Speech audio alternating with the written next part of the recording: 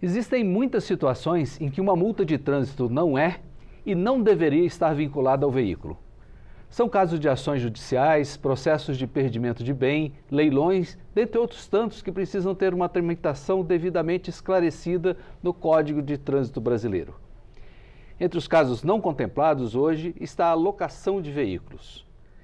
Eu sou William França e é para compreender melhor como é essa questão de desvinculação de multas de trânsito que eu converso agora com o relator de um projeto de lei que faz ajustes no Código de Trânsito Brasileiro, que é o deputado Hugo Leal, que representa o Rio de Janeiro pelo PSD.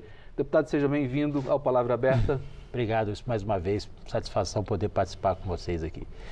E um tema, como você anunciou, é assim, que detalhe. E esse detalhe causa muitos aborrecimentos. O que é essa desvinculação de multas do veículo? O que a gente normalmente associa, o veículo é multado e acabou-se, né? Mas na verdade não é bem assim. Vamos lá para uma questão conceitual, né? Primeiro, quando o veículo é autuado, né, o veículo tem a sua identificação através da placa, né, da placa do veículo, e ele é autuado. Mas o veículo por si só não é um ser, um indivíduo autônomo, tem alguém que o conduziu. Então, a multa é aplicada ao veículo, à infração e ao condutor. Sempre essa é a lógica que todos nós conhecemos, ou seja, um condutor conduzindo um veículo. Só que, em determinadas vezes, o próprio condutor não é o proprietário do veículo. Ótimo. Então, nós temos a transferência do ponto, né? Quando eu sou autuado, eu sou proprietário do veículo, fui autuado, eu posso transferir a minha pontuação, transferir aquela infração, quem estava dirigindo era o Wilson. Isso é possível, já tem previsão legal. Então, não é a desvinculação da multa, mas é a transferência das responsabilidades, porque não fui eu que estava. Então, dentro dessa lógica, a gente tinha outros elementos, por exemplo, assim, a vinculação à locação de veículos. A multa é para a locadora. Aí a locadora comunica ao indivíduo que estava conduzindo, porque ele alugou. Estou falando de uma lógica. E ele não paga. A multa continua no veículo? Ou a multa tem que ser desvinculada e passar para o CPF do condutor? Essa era uma lógica que, às vezes, por resolução, não tinha aplicabilidade. E, às vezes, ficava prendendo, interferia na questão da transferência de propriedade do veículo. Porque o veículo ficava com aquele histórico de multa, não paga. Veja, o que a gente tem que sempre lembrar que a autuação, a infração, ela não é ao veículo. O veículo em si não tem. Não causa... Nós temos veículos autônomos em breve, mas, mas há um responsável por esse veículo. Mesmo que seja a inteligência artificial, vai ter um responsável. Mas enquanto nós estamos discutindo aqui, há um condutor. E esse condutor, ou o proprietário, vai ser o responsável por essa autuação. No caso aqui, a gente tem um caso clássico aqui também, que é o caso do transportador e do embarcador. Às vezes ele é autuado, o transportador, está colocando uma carga. Eu tenho um caminhão, cedi o caminhão, coloquei prestação, aluguei prestação. E aí a carga é autuada, o infrator é autuado. Normalmente aqueles container, a carga que foi, tem uma autuação. A autuação vai para mim, que eu sou o proprietário.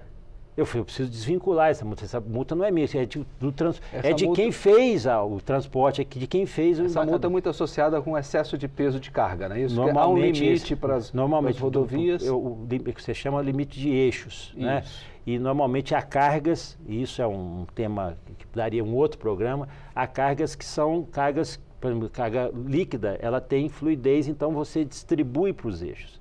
Imagina uma carga granel, um grão, né? E aí esse grão, se vai para uma subida, vai tudo para a parte de trás, se vai de uma descida, vai tudo para a parte da frente. Você desequilibra os eixos. Esse é um outro tema que a gente já teve aqui, oportunidade de debater em projetos de lei. Mas esse é um caso típico em que o veículo, a multa é a autuação vai para o veículo e o proprietário acaba ficando com aquela multa. E não é razão. Precisa haver a desvinculação. O que a gente tem buscado no projeto, projeto da deputada Helena Lima, que eu acho de forma muito inteligente, nós já tínhamos feito um aperfeiçoamento dessa legislação em 2022, pela Lei 14.440, desvinculação no caso de perdimento do bem, de leilões, mas faltava, ou seja, esse dispositivo legal para essa desvinculação nesses casos específicos. Que é da locação, por da locação, exemplo, do transportador de e também do perdimento e administração de bens para a administração pública. Essa desvinculação é fundamental. E você colocar efetivamente o responsável para poder responder por aquela autuação. A proposta do projeto é mexer no Código de Trânsito. Código de Trânsito. Desculpa. Porque mesmo há algumas resoluções até do Supremo que já tratam do assunto, mas é preciso estar isso no regramento principal, é isso? Então, você tocou no ponto que eu falo, porque às vezes as pessoas falam, mas é um excesso isso. Não é um excesso, porque às vezes isso está na resolução do CONTRAN, que é o Conselho Nacional de Trânsito. Uma resolução não tem força de lei.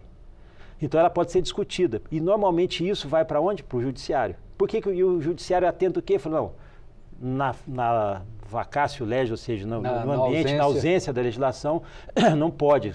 Aqui o legislador ou o executivo, o poder executivo extrapolou. Então a necessidade era dessa adequação, que era fundamental nessa sintonia fina e a percepção, né, tanto da deputada quanto nossa lá nessa reformulação que estamos fazendo também, né, no Código de Trânsito, a gente identificou isso que é importante. O próximo passo é colocar para votar. Lá elevar os elementos, nós já apresentamos o relatório, mostramos o que é efetivamente, onde é que vai produzir os efeitos necessários, para evitar o quê, Wilson? Que eu acho que é o mais importante que a gente tem buscado na legislação, evitar a discussão judicial, né? Um processo desse, às vezes o cara que é o proprietário tinha que ir acionar judicialmente para poder desvincular. Tem um custo muito grande nisso, é absurdo. E perde-se o tempo, às vezes ele precisa passar aquele carro adiante e não consegue. Exatamente essa lógica, nós estamos falando de um caso de locação e de transportador, mas serve para todos os outros ambientes, para qualquer pessoa que possa acessar, porque senão, quando há no dispositivo legal, a ausência do dispositivo legal, a ausência dessa previsão, desse termo, mesmo que tenha na resolução, que é uma matéria infralegal, se você não tiver na lei, acaba dando problema. Então, isso é o que nós estamos fazendo aqui, essa adequação é importante, tá exatamente para evitar a judicialização, porque de judicialização nós já temos em excesso aqui no país. Certo. Eu queria aproveitar os minutos que restam para a gente e lembrar, o senhor é sempre atento a essas questões de trânsito, Sim. porque o senhor é o autor da mais famosa lei do trânsito, a Lei Seca, que tem mudado e mudou o panorama do trânsito brasileiro. Não é Exatamente. A Lei Seca foi de 2008, nós estamos completando aí 16 anos. Já entra na maioridade. Então, com 18 anos ela vai ter a liberdade, vai ter independência, eu costumo brincar isso. E quando ela fizer 30 anos, ninguém vai nem lembrar mais da Lei Seca, vai estar tudo analisado. Mas ela aos 18 anos não vai poder beber, certo? Não. Beber e dirigir não vai poder. Mas é uma situação interessante, até por esse ponto, né?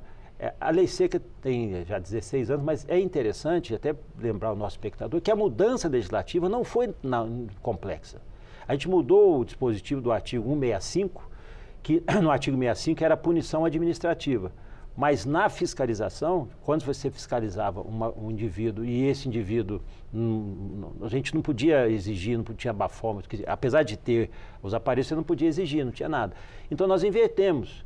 Na recusa, você já recolhe o documento, a CNH, e ele não pode dirigir. Ou seja, a punição imediata, essa modificação, a gente chama esse clique dessa modificação com a punição no momento que foi feita a abordagem, mudou o conceito. E aí hoje, todo esse debate, né, a lei já está completando 16 anos, nós já fizemos outras modificações do ponto de vista criminal, tem tido resultado. Resultado porque a pessoa percebe que a punição vai ser imediata. Depois tem as discussões da inflação, do tempo, e é uma multa cara, né? São R$3.000, R$3.000, então R$3.000, mas... Complica a vida de quem recebe. Um ano sem poder dirigir. Está salvando vidas, né? Importante continua isso. Continua desempenhando o papel dela. E, que eu disse, a legislação é uma ação ativa, né? Aquilo que precisar melhorar, que precisar ver exemplos internacionais, nós vamos fazer também. Deputado Léo, gostaria de agradecer a sua participação aqui, desejar sucesso nesse e nos outros projetos que o senhor toca aqui na casa e fique convidado para voltar quando tiver novidades. Tá ótimo, eu que agradeço mais uma vez a TV Câmara pela cobertura. Já vamos organizar uma festa dos 18 anos da... Com certeza, em breve, em breve vamos fazer. Tá bem. Deputado, muito obrigado e eu me despeço aqui agradecendo também a sua audiência. Quer saber mais detalhes sobre o projeto de lei 5.733 de 2023, este sobre o qual conversamos aqui, ou mesmo sobre todas as outras discussões do Parlamento? Acesse o nosso portal na internet, câmara.leg.br. Para rever e compartilhar esta entrevista, busque a página da Câmara no YouTube. Muito obrigado por sua atenção.